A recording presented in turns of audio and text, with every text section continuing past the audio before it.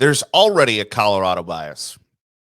After 3 weeks of Deion Sanders being the head coach of Colorado, they are already getting the benefit of the doubt, the favorable coverage, everything that comes with being a college football darling.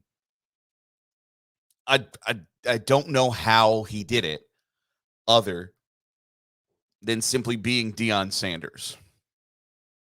And there's a case in point for this. Last night, Travis Hunter got taken out of the game on a hit. Was it late? Yes. Was it dirty? Yes. But was it any more dirty than Shedeur Sanders poking a Colorado defender in the eyeball? No. It's Shedeur Sanders poking somebody in the eyeball is exponentially dirtier than the hit that took out Travis Hunter. And there's no argument otherwise. The hit was late and dirty on Travis Hunter. But at least it was somewhat of a football play, and it happened in a somewhat bang-bang manner. Was it late? Yes, absolutely. There's no denying that. But there's no excuse for poking somebody in the eye on a second attempt after you missed. And the reaction to the Travis Hunter hit was quick and vitriolic. There was a social media uproar where LeBron James is on social media complaining about the hit to Travis Hunter. I didn't see a whole lot of people saying, hey, that's pretty dirty there of Shedeur Sanders to poke somebody in the eyeball. Travis Hunter is supposedly going to miss a few weeks. That stinks. The guy from Colorado State, I have no idea what happened to his eyeball, but you know what? That plays it's not even a play. That action is a hell of a lot more dangerous than somebody taking a shot to the ribs. You could blind somebody. And I didn't see the reaction anywhere close to the reaction of Travis Hunter getting popped. But I think you have to ask yourself, why are we not in an uproar about Shedeur Sanders poking somebody in the eyeball, and why you are in an uproar about Travis Hunter getting popped? And the answer is pretty simple. We're in the entertainment business. We want to be entertained by college football. And let's be serious. You're not looking to be entertained by Colorado State for the rest of the year. Last night is probably the last time you will pay attention to the Colorado State Rams until they're playing in some midweek bowl game in December. That's just the reality of the situation. But you are expecting to be entertained by Travis Hunter and Shedeur Sanders in Colorado regularly going forward, including next week when they play Oregon. And that's what it really boils down to, is you expect Deion Sanders, Shedeur Sanders, and Travis Hunter to entertain you for the next couple of weeks, and you don't care about Colorado State, and that's okay. But we can't be in an uproar that Travis Hunter took a shot to the ribs, and then Colorado's quarterback is poking dudes in the eyeballs and thinking, what's the big deal? It's a big deal.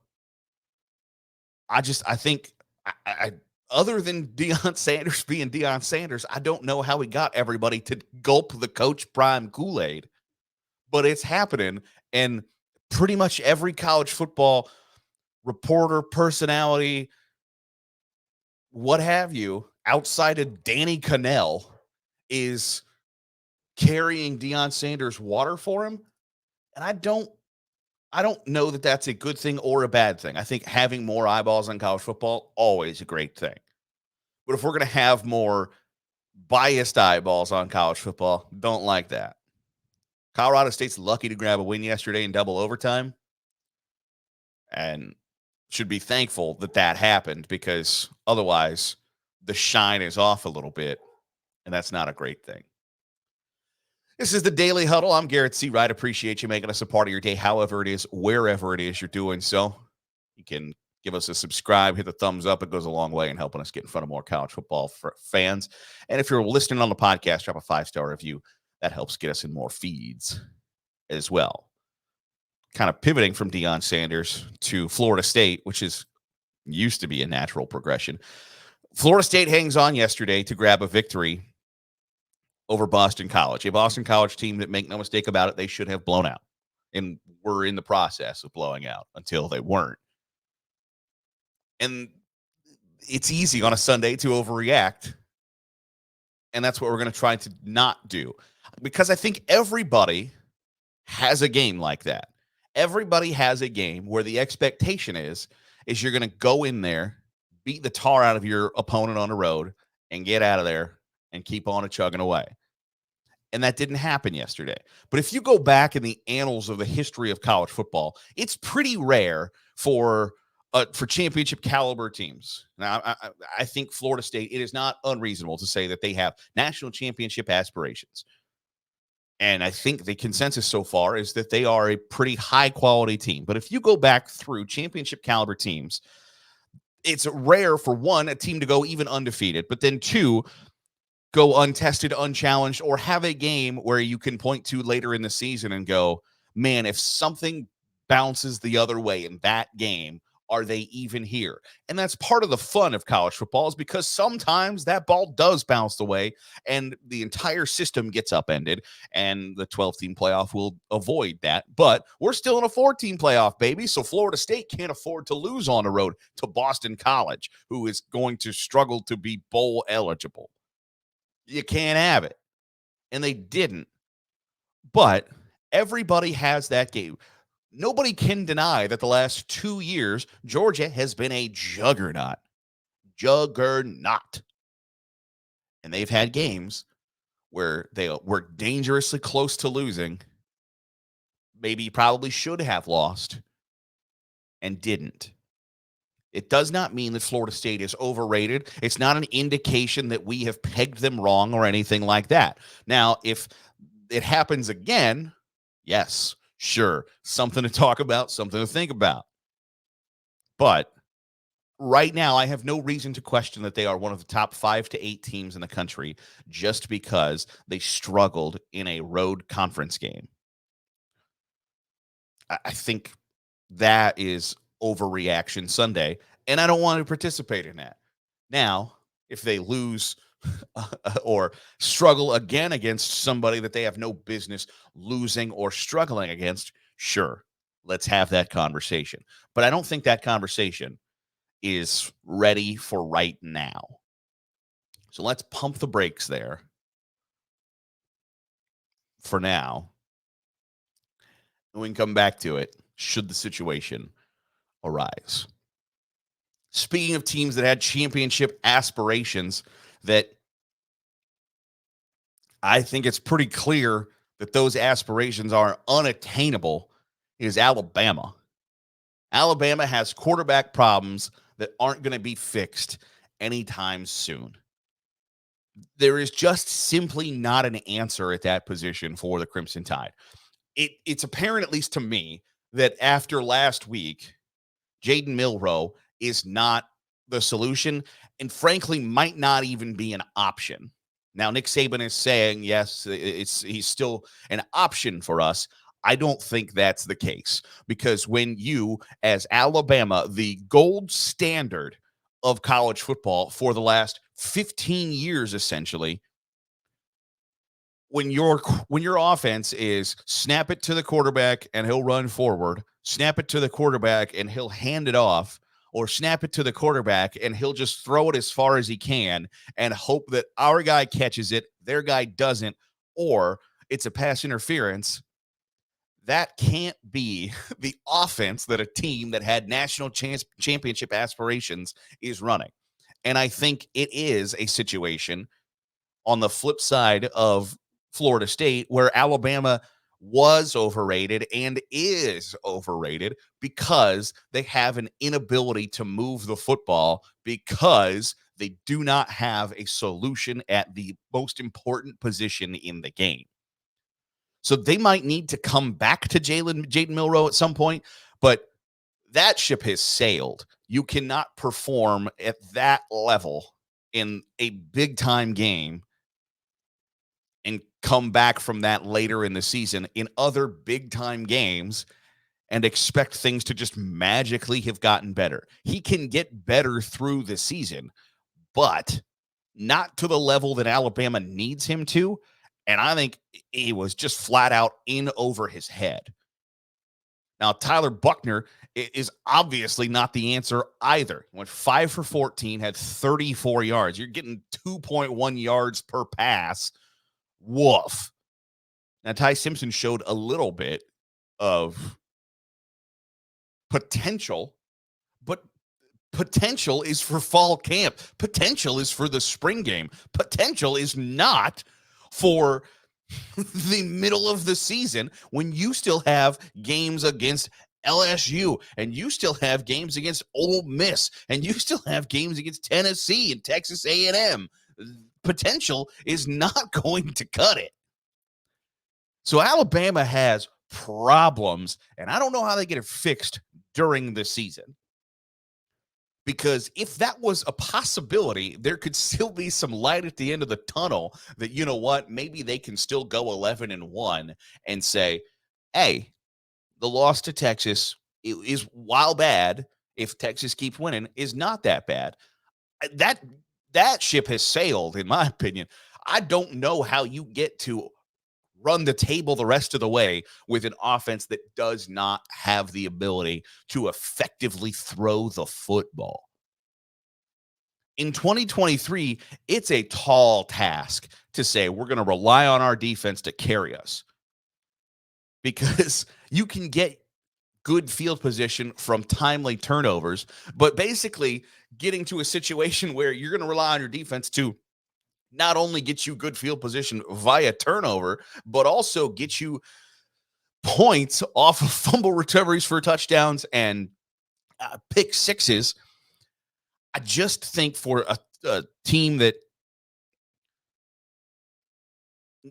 like serviceable can't be the standard at Alabama.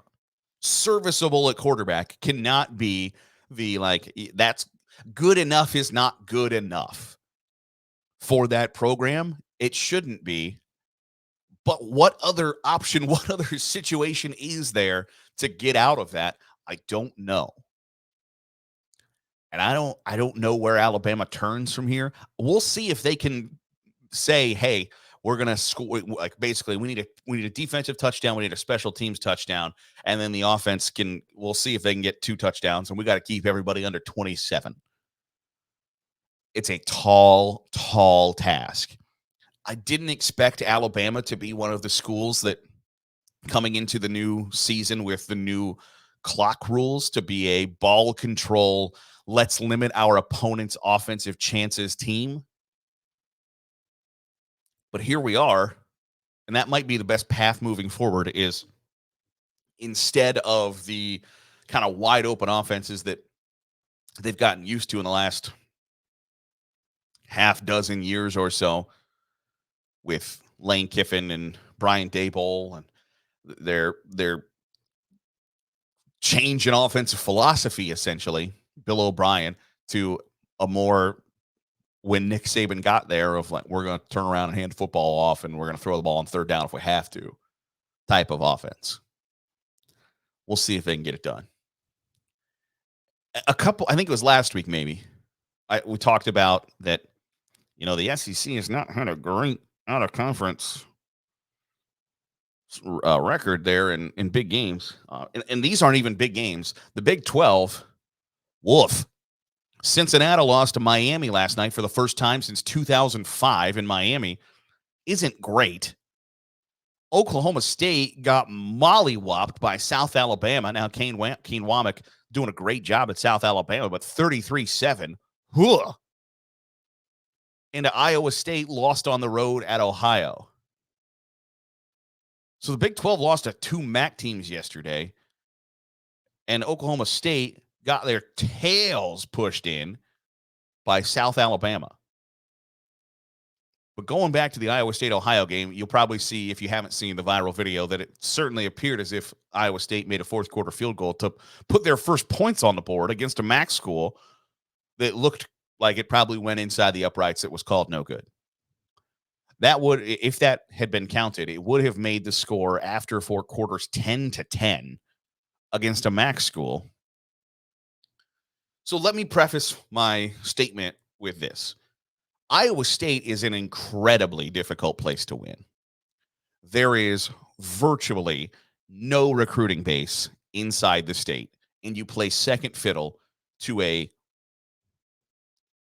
a, a is Iowa a B minus brand, a B, maybe just a B brand in college football. So there's no recruiting base in the state whatsoever. You're not getting 5 stars out of Iowa. You got to go elsewhere. You are in a second tier Power 5 conference, and you are at the bottom of that second tier Power 5 conference. You have no recruiting base, and the recruits that you are trying to garner, you're fighting with MAC schools. You're fighting with lesser programs. So Iowa State is expected to do more with less, and that's just the reality of that job. And the fact that Matt Campbell has had any semblance of success at that place is remarkable.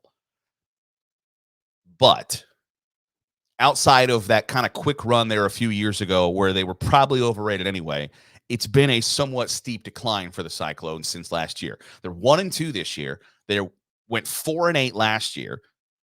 And you can say, well, 6 of their losses last year were by 1 touchdown or less. And both of their losses this year have been 1-score games. But you can't keep playing the almost card. Matt Campbell is associated with virtually every non-elite job that comes up every year. Like when Nick Saban retires, and I've said before, I think it's this year, Matt Campbell can't be the hire at Alabama. If Ohio State, Notre Dame, Texas, Oklahoma, USC, Florida, Georgia, whatever, if one of those jobs came open, you like Matt Campbell, I don't think is generally associated with those jobs. But if Auburn, Michigan State, Washington, so those kind of B tier programs, every time one of those jobs opens up, Matt Campbell is on the list of is this the job that Matt Campbell leaves Iowa State for? And, he's got a reputation as a program builder and all of those things. Speaking of viral videos I don't know if you've seen the video where Matt Campbell had to be held back from charging at a fan who basically told him, you got to get this fixed. You're on the hot seat. And he started to walk back towards the guy. Not only he's going to punch his lights out or anything, but I think he was going to say, listen, MFer. And I'm sure Matt Campbell doesn't think he's on the hot seat. And he might not deserve to be on the hot seat. But 4-8 last year and 1-2 this year has taken the shine off of you as a viable candidate, I think, at a lot of places, because Michigan State has a problem right now with Mel Tucker. Is Mel Tucker likely to be the head coach at Michigan State next year? I would say probably not. He is probably not likely to be the head coach of the Spartans in 2024. Is Matt Campbell going to be listed when if Mel Tucker is fired? There will be very quick, here's who should be on the short list of replacements for Mel Tucker. And Matt Campbell will be on that list on a lot of outlets. Michigan State would have to answer a lot of questions. They hired a coach and went 4-8 last year and is off to a slow start this year. Put the reputation of Matt Campbell aside. There are legitimate questions about whether or not he's lived up to the wonderkind reputation that he has amassed. Now, there's a bigger question about the conference as a whole there, but I think the shine has come off of Matt Campbell a little bit. That 2 years ago, if you wanted to hire Matt Campbell as your head coach, if you were a B-tier college football program, you're winning the press conference and you're building a lot of excitement. Now, I think there would be somewhat legitimate questions about how did we land? How do we settle on that guy? And that's been a pretty rapid decline there. And I hope they get it turned around, because by every indication, Matt Campbell is a great person. And I think college football needs more great people leading programs. But at the end of the day, it's about the wins and loss columns. And if you can't tally more wins and losses, nobody cares what kind of person you are. And does that stink? A little bit. But that's the reality. It's the Daily Huddle on Sunday, so you know what that means. It's time for the Stiffarm Trophy update. Got some changes in the Stiffarm Trophy update on Sunday. I would put Michael Penix Jr. at the top of my Heisman ballot. Had another monster day. You can argue all you'd like about the competition level. Doesn't matter. Michael Penix Jr., if he can stay healthy, has a legitimate shot to win the Heisman Trophy. Michael Penix Jr. threw for 4 more touchdowns. Michael Penix Jr. is killing it. And I've said before, and I've said it pretty much every week, if Washington can stay in the Pac-12 race, he's got a great shot to at least be in New York. 27 of 35, 473, and 4 touchdowns yesterday from Michael Penix Jr. On the season so far, he has 1,300 passing yards, 12 touchdowns, and 1 interception. So I'm moving him to the top of my list for this week. Sam Hartman, similar situation at Notre Dame. I think Notre Dame at this point is a legitimate college football playoff contender. And they have a big opportunity against Ohio State next Saturday that I'm sure we'll talk about this week. But Sam Hartman threw for 3 touchdowns, rushed for another one, and a win over Central Michigan. As long as the Fighting Irish stay undefeated or only have 1 loss, Sam Hartman is going to be a reason for that. And I think is going to stay in that conversation. And finally, I have Shedeur Sanders. Travis Hunter, if he's going to miss a couple weeks, there went your Heisman chances. Sorry, but that's what Deion Sanders says, is that he's not going to be there for a couple weeks. That's it. But Shedeur Sanders is one of the leading passers in the nation and is the reason that they came back and got a victory last night. And if he can keep that pace up, and I don't know if it's sustainable, I think Michael Penix Jr.'s pace is sustainable. I think he could throw for 50 touchdowns this year. I don't know that Shedeur Sanders is. And each time I have questioned Colorado, they've answered the call. Oregon is a slightly different animal next week. And we'll get some answers about who and what Colorado is. But that's my Heisman Trophy update. My top of my list will be Michael Penix Jr. Notre Dame's Sam Hartman will be second. And then Shedeur Sanders will be third on my Heisman Trophy ballot. And again, I don't have a Heisman Trophy ballot, but I sure would like to. That'll do it for today's edition of the Daily Huddle. Appreciate you making us a part of your day, however it is, wherever it is you're doing so. Got a big week of college football coming up. Real big games on Saturday. You got Oregon, Colorado, Notre Dame, Ohio State. It's going to start ratcheting up here, and that's just going to make it all that much more fun.